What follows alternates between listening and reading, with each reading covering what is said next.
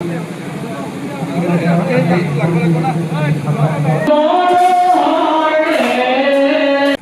শুভক্ষণত news প্লাছলৈ মই বিশেষ অভিনন্দন জনাইছোঁ, কাৰণ তেখেতসকলে আমাৰ গাঁৱৰ ঐতিহ্যৰ লগতে আমাৰ শ্ৰী শ্ৰী মনোহৰদেৱ সত্ৰৰ সবিশেষ জনাৰ কাৰণে তেখেতসকলে আমাৰ ইয়াত আহি উপস্থিত হৈছে আৰু তথ্য বিচাৰিছে।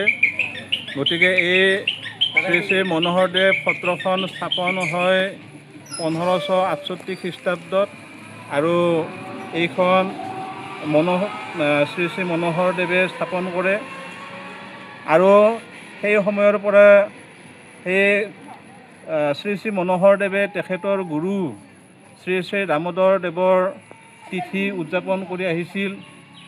কিন্তু এক বিশেষ কাৰণত আমাৰ গাঁৱৰ মানুহখিনিয়ে শ্ৰী শ্ৰী মনোহৰদেৱৰ জন্ম তিথি উদযাপন কৰিবলৈ লয় আৰু ঠিক তেনেকৈ উদযাপন কৰি আহি আজি 27 সংখ্যক তিথি উদযাপন আজিৰ তাৰিখত আহি পৰিছে।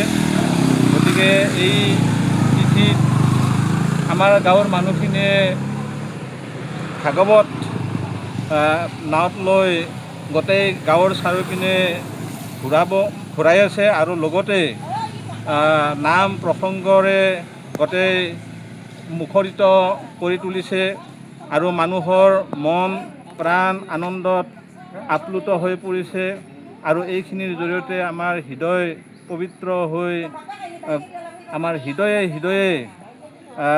লগ হৈ যাতে গাঁৱত এক বিশেষ আধ্যাত্মিক উন্নতি হয় তাৰ কাৰণে মই ভগৱন্তৰ ওচৰত প্ৰাৰ্থনা জনাইছোঁ।